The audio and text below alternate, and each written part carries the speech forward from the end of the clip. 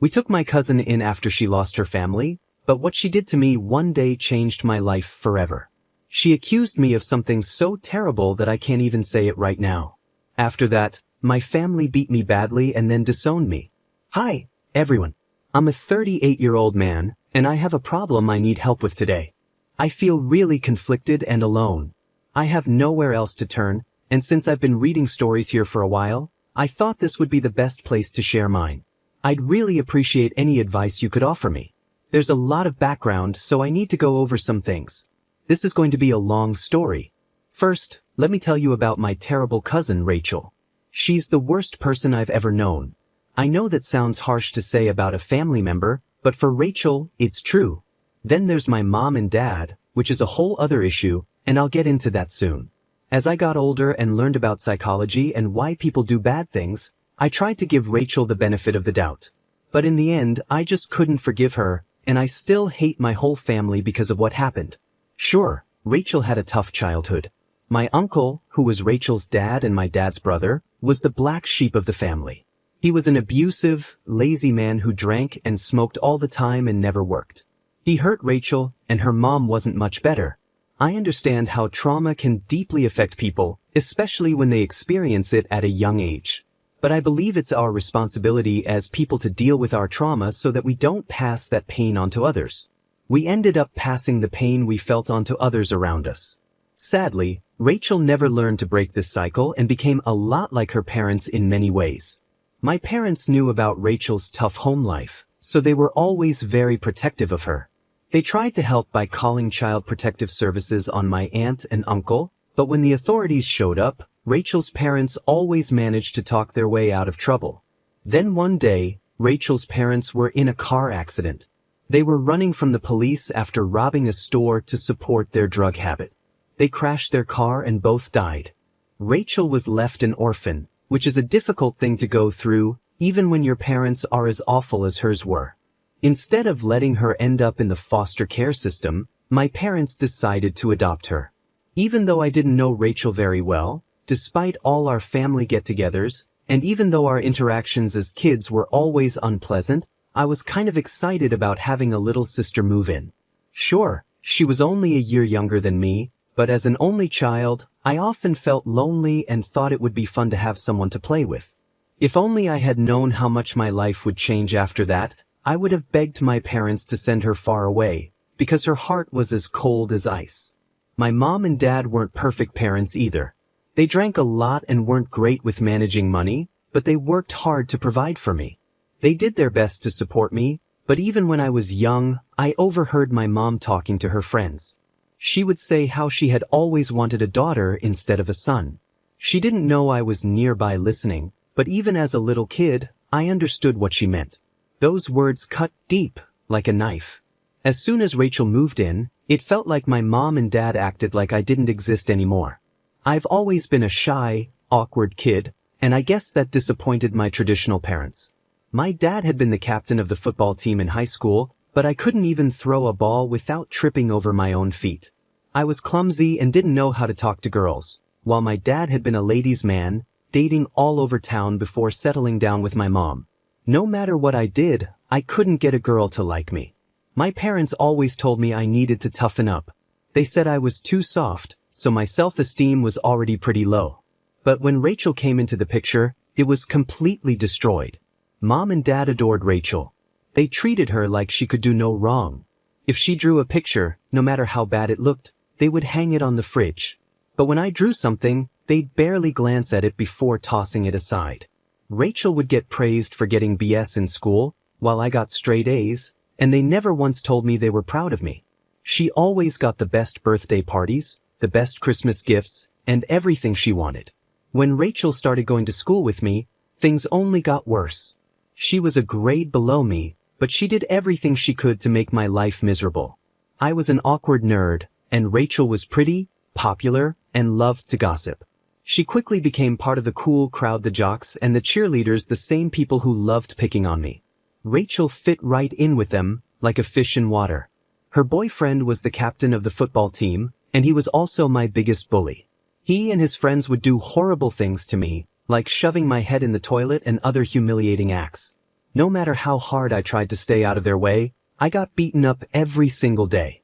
Rachel never once stood up for me.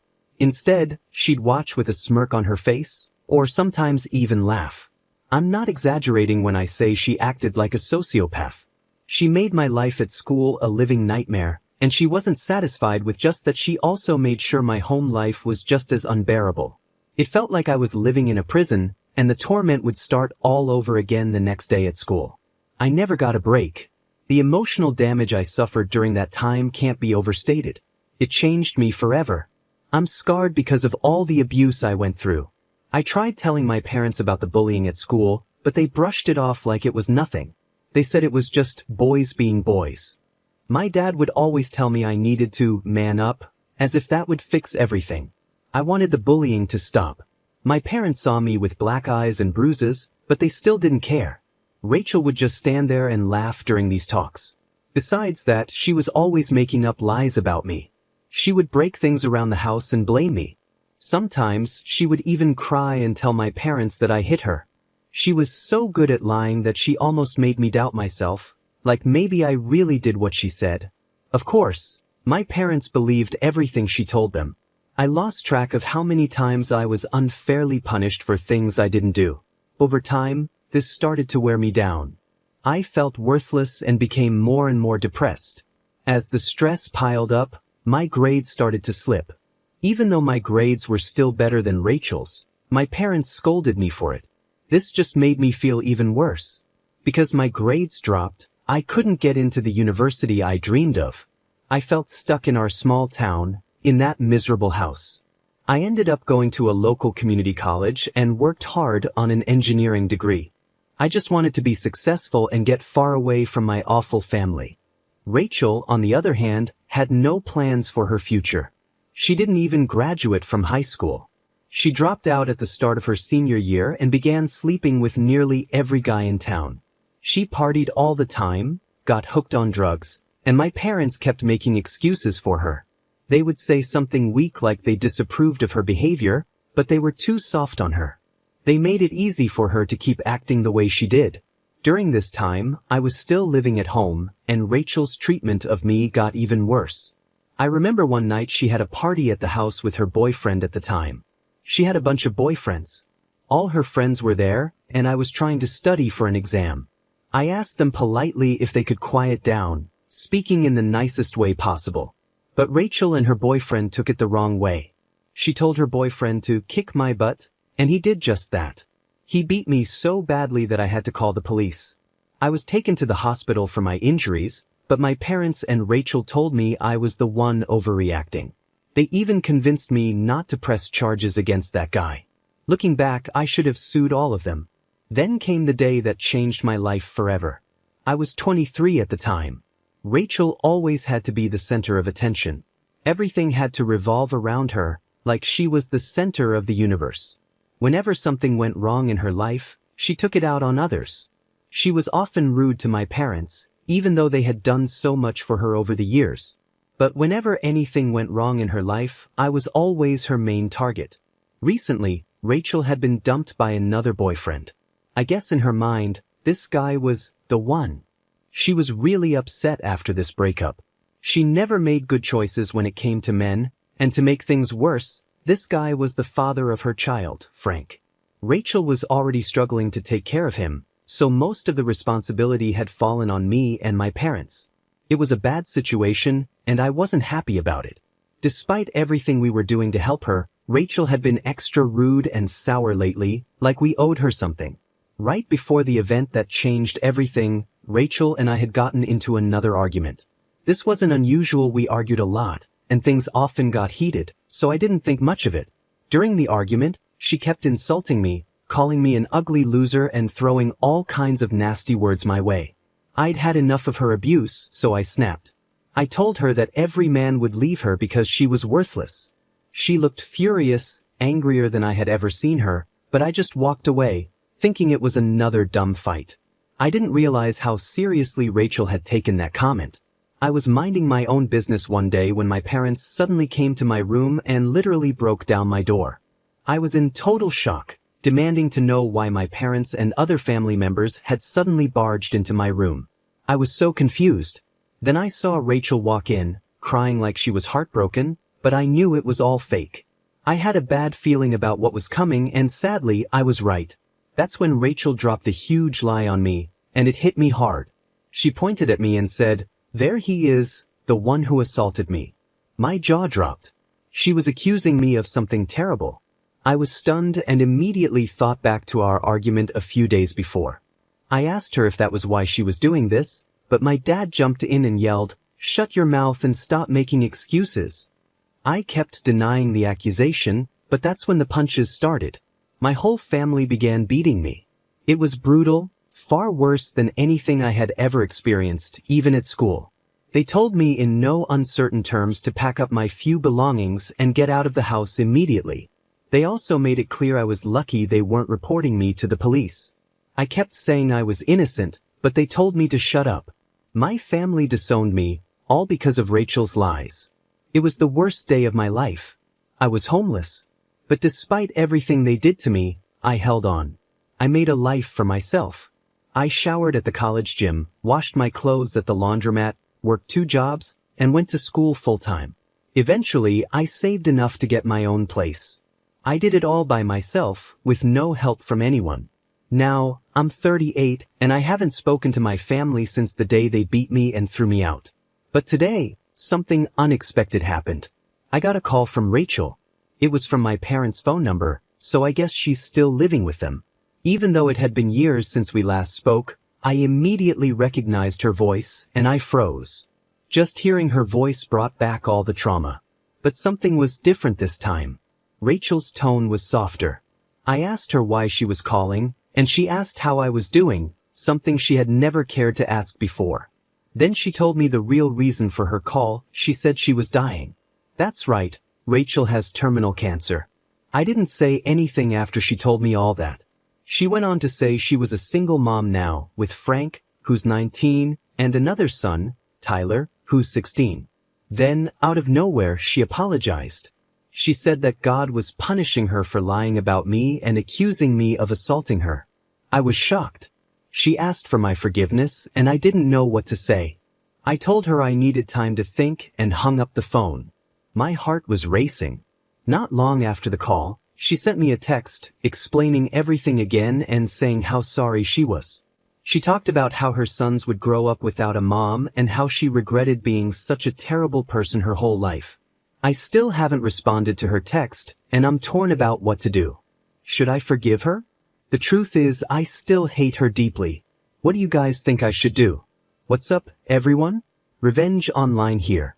We've got some big updates on this story, and honestly, that twist really took me by surprise. Let me know your thoughts in the comments below. And if you're new to the channel, make sure you hit that subscribe button so you don't miss another story. Here's the first update, and it's a short one. Hello, everyone. OP here with an update.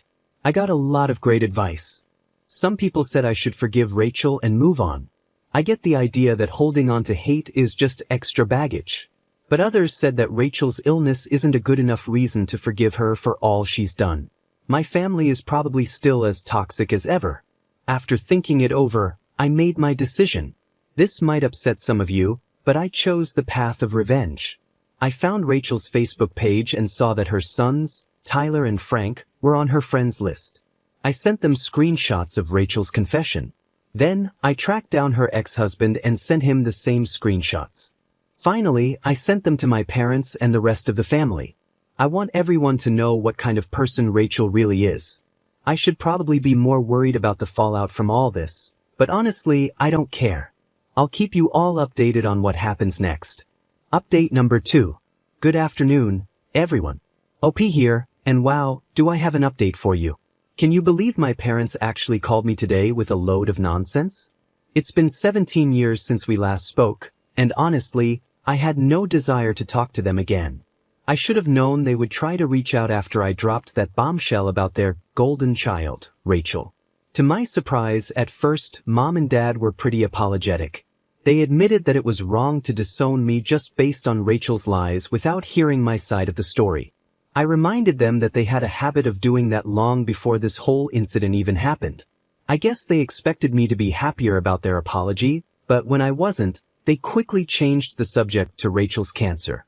They said I was wrong to involve Rachel's kids and ex-husband and told me I should have waited longer to share the truth with the family. I was blunt and told them I didn't care. I reminded them that they should have thought about all this before they disowned me and ruined my life. I also made sure to bring up how they conveniently forgot about the time the whole family beat me up. I was furious. I hung up, hoping to never hear from them again. Update number 3. Hello, everyone. Today is a beautiful day, and I've got some big news to share with you. I got another phone call from my parents this morning. I hesitated to answer, but I figured it must be important if they were calling again, so I picked up. My parents were in tears, crying uncontrollably. They told me Rachel passed away this morning. But it's only been 5 days since she confessed her lies to me, and now she's gone. I know this might sound cold or heartless, but I didn't feel anything. Not a single thing. My parents asked why I wasn't saying anything, and I told them straight up, I don't care. They called me heartless and cruel for saying that about my own cousin, but I reminded them that they were the ones who had abandoned their only son. I could hear them starting to protest and scold me, but in that moment, I realized I had the power now, not them. I hung up the phone just like I did the day before. Rachel's gone, so at least she won't be around to mess with me anymore. But I feel like my family still doesn't get the message. They need to learn a lesson, and I don't want to sound mean, but I think a little more revenge is necessary to make sure they understand. So, I've come up with a plan, and I'll soon be back to explain what's next. Update number 4. Hey guys, OP here with another update. Today was amazing, everything went just as I planned. Let me get right to it and tell you what happened. It wasn't hard to find the details about Rachel's funeral. Honestly, I was surprised they were even having a funeral for her, considering what kind of person she was. But I found the information online and started preparing. I even rented a tuxedo to make sure I looked sharp. Of course, I wasn't invited to the funeral, so I decided to invite myself. I figured it would be a nice surprise for my dear family. After all, none of them had seen me in 17 years, and they never bothered to check how I was doing. Now it was time to show them who's in charge. I arrived at the funeral a little late, and the service had already started. When I walked through the church doors, I saw a surprisingly big crowd there to say goodbye to Rachel. That worked out well for me, more people to witness the scene I had planned. I walked straight up to the podium and told the preacher to step aside. People in the crowd started whispering, trying to figure out who I was. I heard someone say, "Is that?" They couldn't quite place me at first, but it was time to remind them. I gave my speech and I didn't hold back. I exposed my parents for all their neglect and abuse. Then I laid out every terrible thing Rachel had done to me over the years. I didn't care who was listening, even if there were kids in the crowd. They needed to know that their mother was a horrible person.